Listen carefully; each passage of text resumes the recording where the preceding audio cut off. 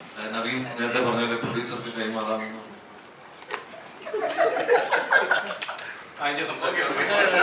പറയാനില്ല.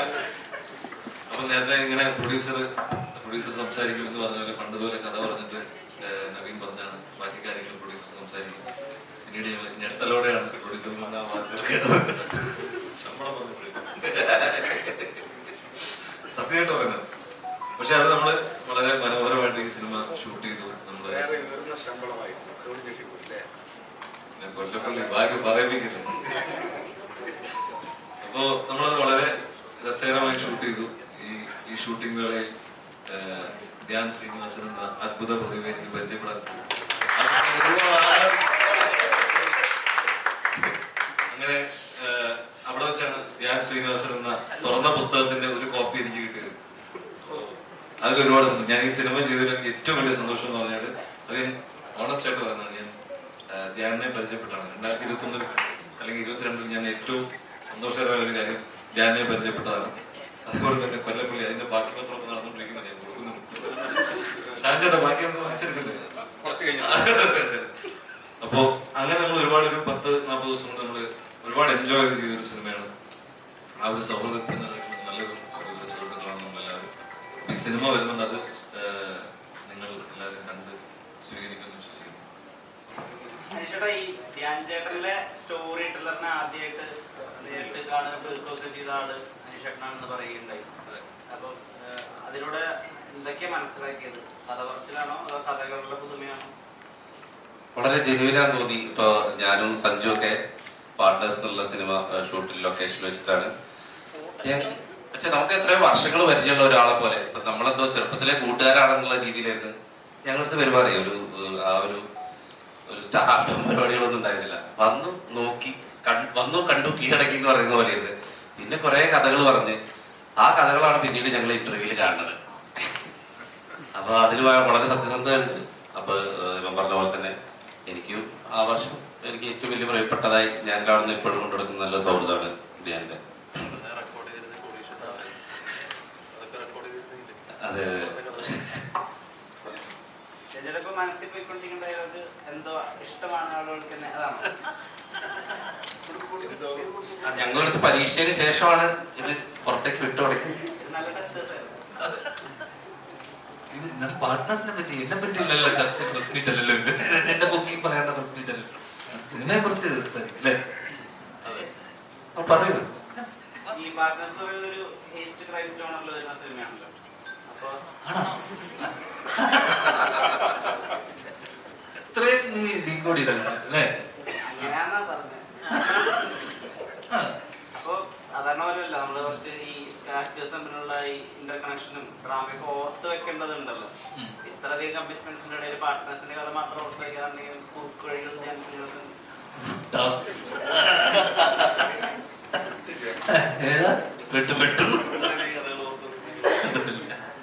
അത്രയധികം കഥകളൊന്നും ഓർത്ത് വെച്ചിട്ടില്ല. അതല്ലേ പ്രശ്നം വരുള്ളൂ. അല്ല ഇത് കൂടുതൽ പറയാൻ ഞാൻ എന്തൊക്കെ പറയാമെന്ന് എന്നോട് ചോദിച്ചിരുന്നു. അപ്പൊ എന്നോടൊന്നും പറയാതെന്നാ പറഞ്ഞത്. സുപ്രസിദ്ധമായിട്ടുള്ള സംസാരത്തില് ഉപയോഗിക്കുന്ന കൗണ്ടറുകളൊക്കെ ഉണ്ടല്ലോ.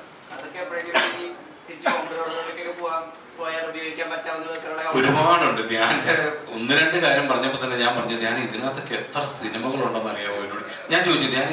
ധ്യാൻ പറയുന്ന ഒരു കഥയിൽ നമുക്കൊരു 3 സിനിമയ്ക്കുള്ള പ്ലോട്ടുകളുണ്ടാവും. ഞാൻ പറഞ്ഞു ഞാൻ ഇതിനകത്ത് എത്ര സിനിമകളെന്ന് അറിയാൻ ചേട്ടാ. ഇതെല്ലാം കൂടെ ഞാൻ സെറ്റ് ചെയ്ത് വെച്ചിരിക്കുകയാണ്.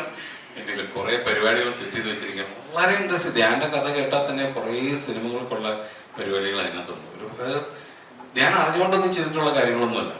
അത് സംഭവിച്ചു പോകുന്ന കാര്യങ്ങളാണ്. പക്ഷെ അതെല്ലാം നമ്മൾ പിന്നീട് ആലോചിക്കുമ്പോൾ നമുക്കത് ഒരുപാട് തമാശ ഫീൽ ചെയ്യും. അത് അതിൻ്റെതായ രീതിയിൽ അത് നമ്മളോട് ഒരാളൊരു സ്വന്തം ജീവിതത്തിലെ കാര്യങ്ങൾ നമ്മളോട് ഷെയർ ചെയ്യുമ്പോൾ അദ്ദേഹത്തിന് അത്ര ഉറപ്പുണ്ടാവും നമ്മളത് എൻജോയ് ചെയ്യുന്നുള്ളത്.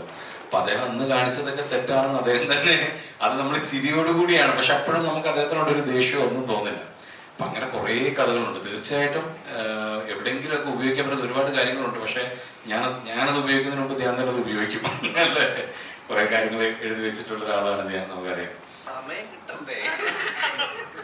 ഈ അയ്യരൻ ദുബായ് എന്ന് പറയുന്ന മൂവിയുടെ പ്രൊമോഷന് മുകേഷ് പറയണ്ടായി. ലൊക്കേഷനിൽ ഞാൻ പല കഥകളും പറയും. മുകേഷേട്ടൻ ഓർക്കും, ചേട്ടാ ഇവന്റെ അച്ഛന്റെ കൂട്ടുകാരനല്ലേ, എന്നോട് ഇതൊക്കെ പറയാൻ കൊള്ളാവോ എന്ന് ഓർക്കും എന്ന് പറയും. അപ്പൊ അതുപോലത്തെ രസകരമായിട്ടുള്ള എന്തെങ്കിലും വേറെ ടൈപ്പ് കഥകളാണ്.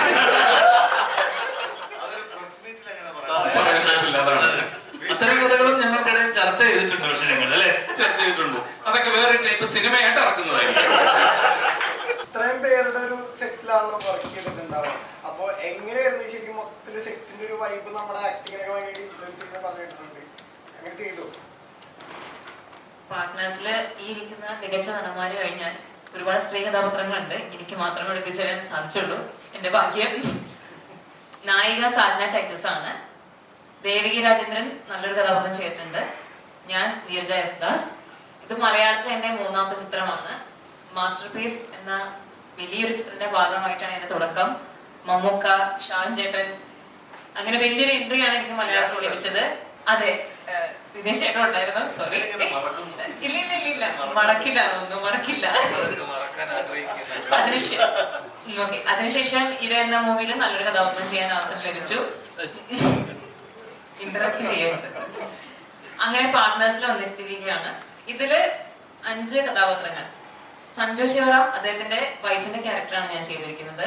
അഴകി എന്നാണ് കഥാപാത്രത്തിന്റെ പേര്. കഥാപാത്രത്തെ കുറിച്ച് പറഞ്ഞാൽ തമിഴ് സംസാരിക്കുന്ന കഥാപാത്രമാണ്. അതാണ് ഏറ്റവും വലിയൊരു പ്ലസ് പോയിന്റ്. പിന്നെ എനിക്ക് തോന്നുന്നു അത്യാവശ്യം നല്ലൊരു സ്ട്രൈക്ക് ചെയ്യുന്ന പോയിന്റ് ഈ കഥാപാത്രം എത്തുന്നുണ്ട് അല്ലേ? അങ്ങനെയൊക്കെയാണ്. അത് സിനിമ കണ്ട് നിങ്ങൾക്ക് മനസ്സിലാവും.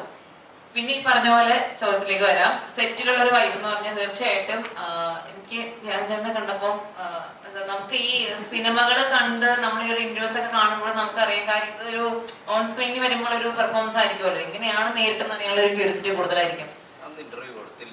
അല്ല അതല്ല, എനിവേ ഏത് ഇന്റർവ്യൂ ആയിക്കോട്ടെ, ഞാൻ ചോദിച്ചത് അങ്ങനത്തെ ഇൻട്രസ്റ്റിംഗ് ഇന്റർവ്യൂസ് അല്ല ഞാൻ ഉദ്ദേശിച്ചത്. അപ്പൊ നമ്മൾ നേരിട്ട് ഈ നമ്മെ കാണുമ്പോ അദ്ദേഹം അതുപോലെയൊക്കെ തന്നെ, അല്ലാതെ പ്രത്യേകിച്ച് വേറൊരു ക്യാരക്ടറെ മാറുന്നില്ല. നല്ലൊരു എന്താ പറയാ ഇന്ററാക്ഷൻ ആയിരുന്നു എല്ലാവരുമായിട്ടും. ഇപ്പൊ സഞ്ജയനാണെങ്കിലും അനീഷേട്ടനാണെങ്കിലും അതുപോലെ തന്നെ സോറി നോണിച്ചേട്ടൻ എനിക്ക് സീനൊന്നും ഉണ്ടായിരുന്നില്ല. പിന്നെ ഷാജൻ ഞങ്ങൾ ഓൾറെഡി പിന്നെ എന്താ പറയാ മാസ്റ്റർ പീസ് നല്ലൊരു ടൈം ഉണ്ടായിരുന്നു. അപ്പൊ അങ്ങനെ നല്ലൊരു വൈബാണ് ത്രൂ ഔട്ട് എനിക്ക് സെറ്റിൽ ലഭിച്ചത്. പിന്നെന്താ പറയാ, പിന്നെ അതുപോലെ തന്നെ നവീൻ ചേട്ടൻ ഈ ഒരു സിനിമയിലൂടെ എനിക്ക് തോന്നുന്നു നല്ലൊരു ഗംഭീരമായി തുടക്കമാവട്ടെ എന്ന് ആഗ്രഹിക്കുന്നു എല്ലാവർക്കും. പിന്നീട് എന്താ പറയാ, ഇത്രയൊക്കെയാണ് എനിക്ക് പറയാനുള്ളത്. Thank you. നമ്മൾ ഈ വർഷങ്ങൾക്ക് ശേഷം കാണുമ്പോൾ പ്രിയദർശനെയും ലാൽ സാറിനെയും ശ്രീനിവാസൻ സാറിനെയൊക്കെ ഓർമ്മ വന്നത് അവിടെ അംഗീകാരമായിട്ട്. ഇപ്പൊ പ്രിയദർശൻ സാർ ഈ സിനിമ കണ്ടതായിട്ട് അറിവുണ്ടോ? എന്തെങ്കിലും വർഷങ്ങൾക്ക് ശേഷത്തെ പറ്റി നിങ്ങൾ സംസാരിച്ചിട്ടുണ്ടോ? കണ്ടു എന്നെനിക്കറിയാം. ഞങ്ങൾ സിനിമയെ കുറിച്ച് സംസാരിച്ചില്ല. കണ്ടു എന്നറിയാം. കല്യാണി സിനിമയിലുണ്ടല്ലോ. പിന്നെ ഇപ്പോഴും ആ ഒരു സൗഹൃദം വളരെ ഭംഗിയായി പോകുന്നതായിട്ട് എനിക്കറിയാം. ശ്രീനിവാസൻ സാറും ലാൽ സാറും പ്രിയ സാറും അവർ തമ്മിലൊരു റാപ്പ് ഇപ്പോഴും ഉണ്ട്. എല്ലാ സിനിമകളെ കുറിച്ച് ഡിസ്കസ് ചെയ്യാറുണ്ടെന്ന് എനിക്കറിയാം. ഈ സിനിമയെ കുറിച്ച് സ്പെസിഫിക് ആയിട്ടൊന്നും പറഞ്ഞില്ല. അദ്ദേഹത്തിന് അറിവുണ്ട്, നന്നായിട്ടറിയാം. ഇപ്പം